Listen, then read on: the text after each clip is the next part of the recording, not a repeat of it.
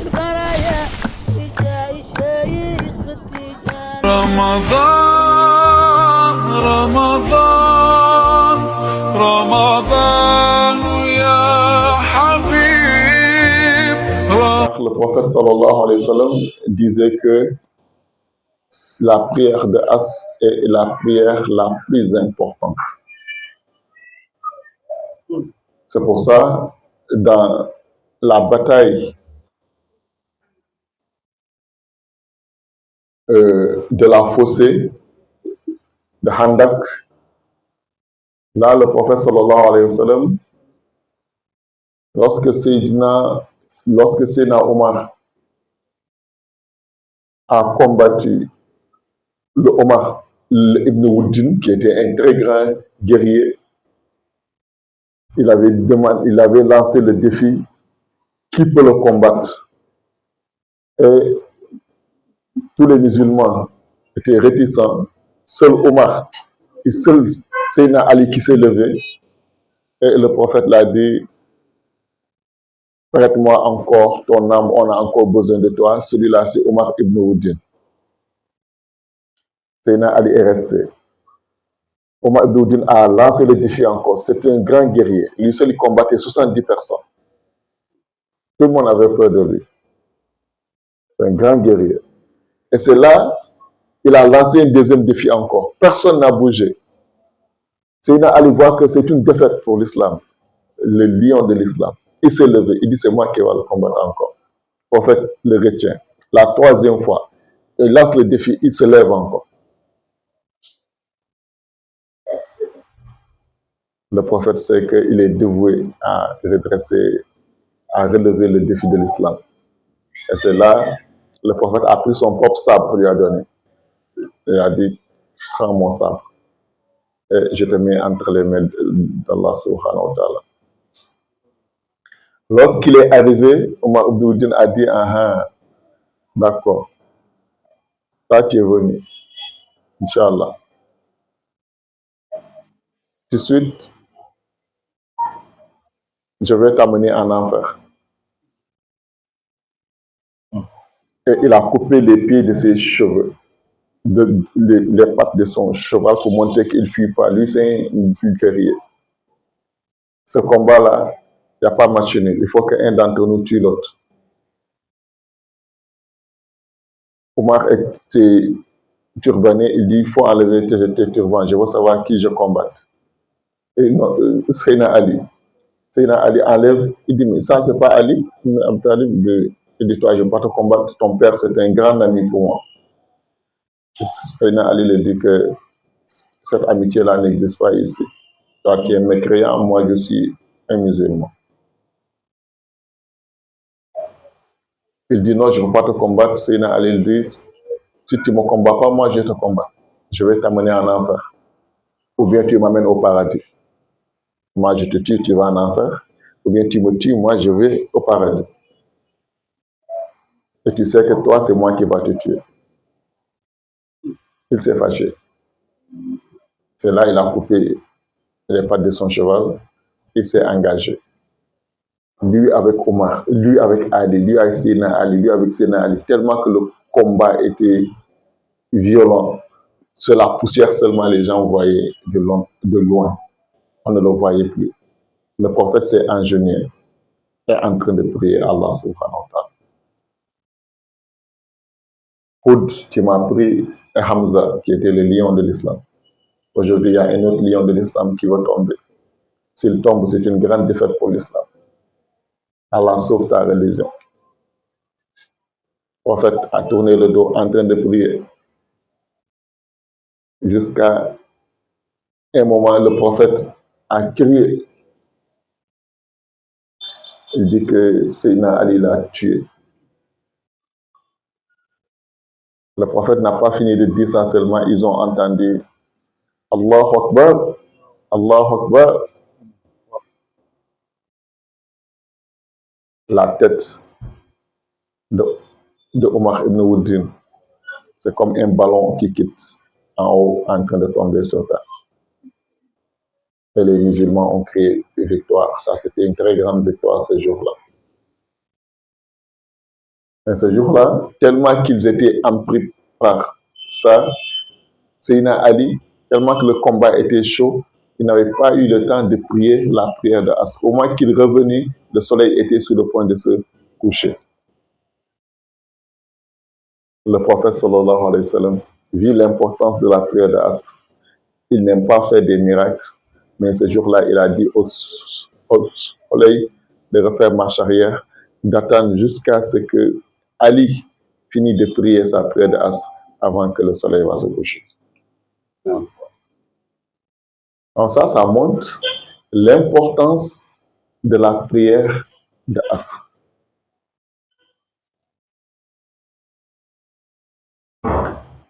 Donc, l'autre dit, Asr, c'est la prière médiane. Il se base sur ça. Il dit que vu l'importance que le prophète a donnée à la prière de Asr, c'est la prière médiane. Quelqu'un vient de me dire tout de suite, c'est la prière de Maghrib. Lui, selon lui, peut-être il a ses raisons aussi. Mais, si on regarde dans le chronogramme des prières, comment il commence? Quelle est la première prière de la journée? Zuhr. Zuhr, Inch'Allah. Et après Zuhr, Asr. c'est Asr. Et après Asr, Maghrib. Maghrib. Après Maghrib, Isha. Isha. Donc après Isha, Souf. vient Soub. Les deux premières prières sont des prières de quoi? 4 rakat. De 4 rakas et de la journée. Les deux premières prières sont des prières de la journée. Et les deux autres sont des prières de la nuit. Et le Fajr, La prière de l'aube. c'est le jour ou bien c'est la nuit? L'aube. Hein? L'aube. L'aube, c'est quoi? C'est le jour ou bien c'est la nuit? Entre les deux. Donc, entre les deux, c'est quoi? C'est La médiane. c'est la médiane. Ouais. C'est ça qui est le milieu. Donc, est-ce que ça, c'est pas ça qui est la prière du juste milieu? Allah akbar. Hein? Est-ce que c'est pas ça qui est la prière médiane donc? Donc, les deux autres, c'est dans la journée. Les deux autres, c'est dans la nuit. Lui, il est venu, il n'est pas ni dans le jour, ni dans la nuit, et il est entre les deux.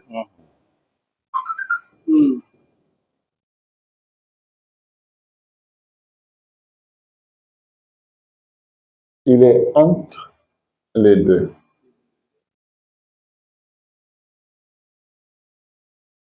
Donc, voilà, d'autres disent que c'est ça qui est la véritable prière médiane. Car celui qui est au juste milieu, il n'est pas de prière des jours, ni de la nuit, il est entre les deux. Les autres sont du jour, les autres sont de la nuit, et lui là, il n'est ni du jour, ni du nuit, mais il est entre le jour et la nuit, c'est la prière médiane. C'est bon? Donc, qui a raison maintenant? Ceux qui ont dit qu'au moment que le soleil est au milieu, ou bien ceux qui ont dit que c'est au moment que c'est la prière de Asr, vu l'importance que le prophète sallallahu alayhi wa sallam a donné la prière du Asr par rapport à toutes les autres prières, ou bien c'est la prière qui est juste au milieu, qui n'est ni dans le jour, ni dans la nuit, comme Allah a dit la prière médiane, la prière du juste milieu. Et ça, je veux dire au début, ils ont tous raison. Chacun selon sa position et son niveau et son degré de compréhension. Mais quand tu regardes très bien, ça dépend de l'époque. La prière n'a de sens que par son temps. Si tu connais la prière de Ahod correspond à quelle prière? Au temps de Ahod, seul, c'était la prière, c'est ça qui était la prière médiane. Si tu connais la haute correspond à quelle prière? Tu vas savoir pourquoi le prophète sallallahu alayhi wa sallam a mis la prière de Asr en privilège par rapport aux autres prières, parce que cette prière-là, ça correspond à lui, sa hadra. Donc, à son époque, c'était la meilleure.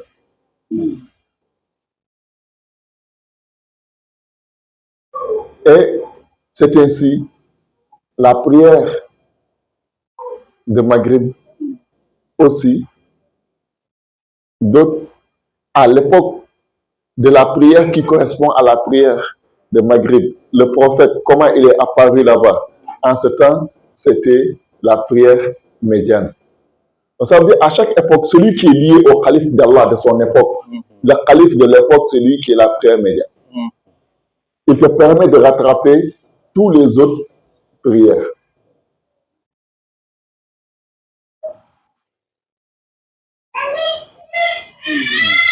Si tu as raté la prière de Ahod, tu as raté la prière de Lahod, mais tu t'es rattrapé à la prière de Jabrot, hein, tu vas avoir à Jabrot là-bas, Ahod et Lahod.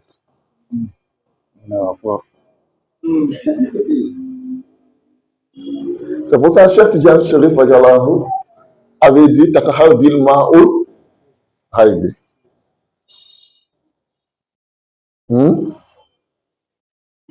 Purifie-toi avec l'eau de la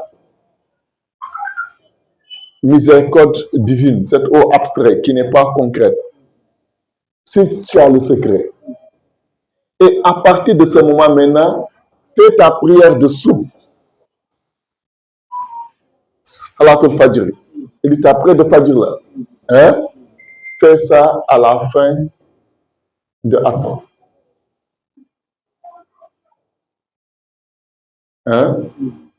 Et en ce moment, hein, tu deviens l'imam de ton imam.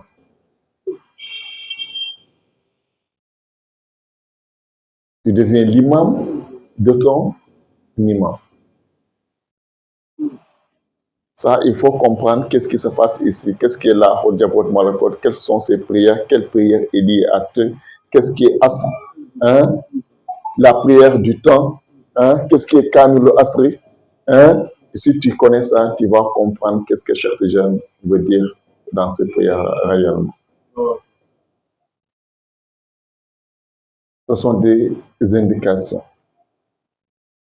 Maintenant, quand tout ça, c'est majaz,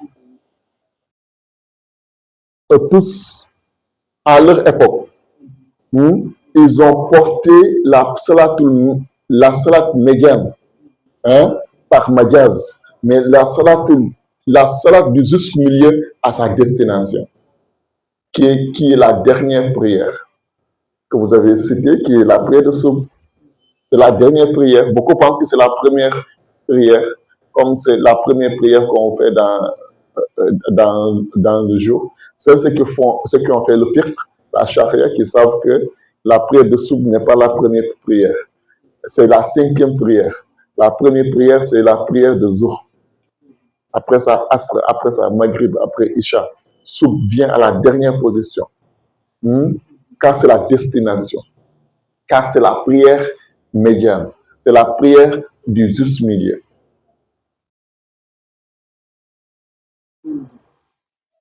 C'est là-bas que le jour et la nuit se rencontrent.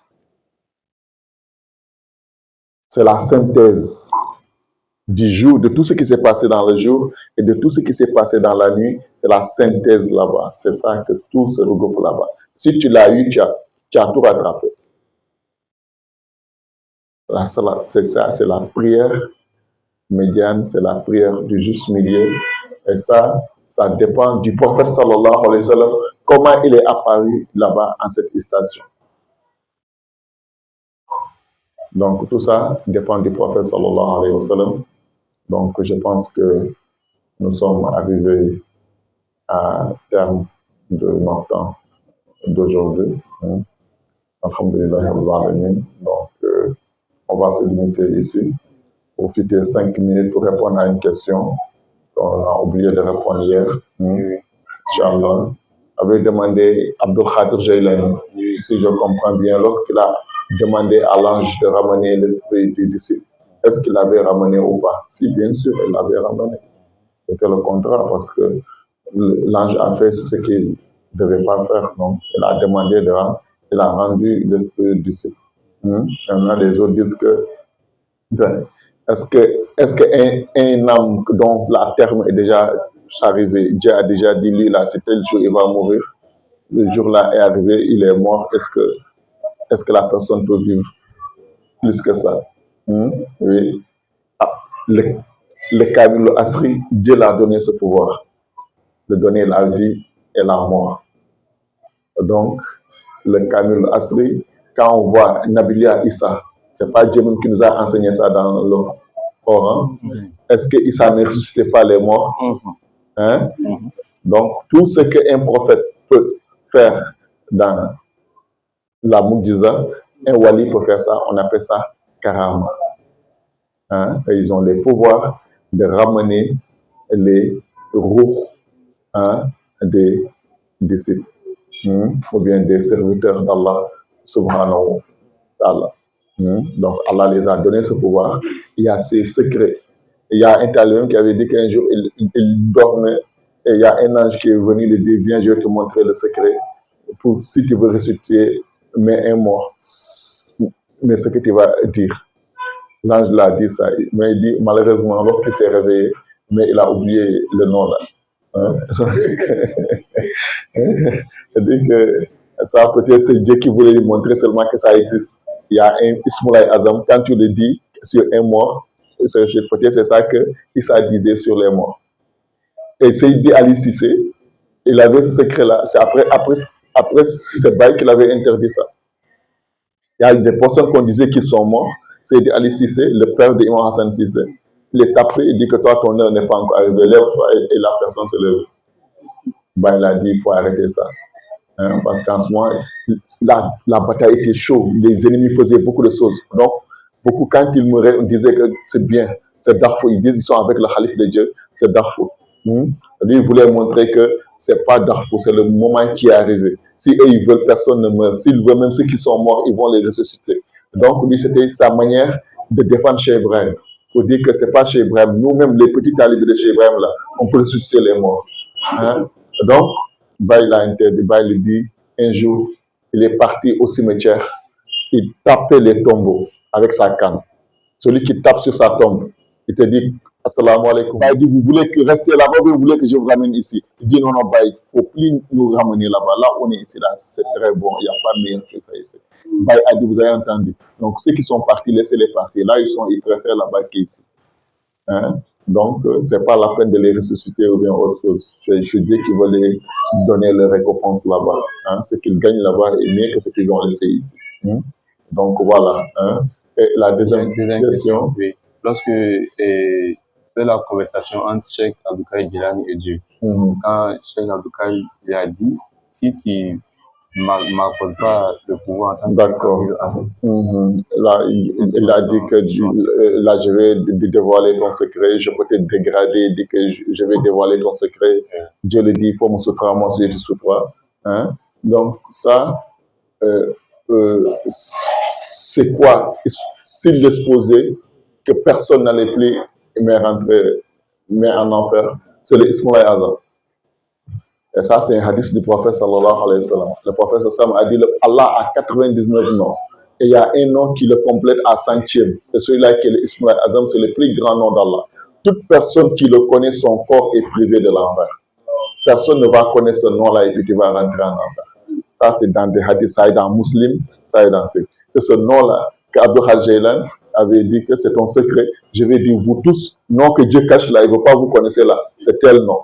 Et chacun va dire à l'autre, Abdul Qadir Jilani a dit le nom que Dieu cache là, c'est un temps. Celui qui le connaît et croit à ça, c'est fini. Toi, tu vas plus rentrer en enfer. C'est ça que Dieu a dit, donc, laisse. Et moi, je vais te laisser. C'est Ismaïl Azam, je pense que tous les talibés de Baye le connaissent. Donc, nous disons Alhamdulillah. Inch'Allah. Ramadan, Ramadan.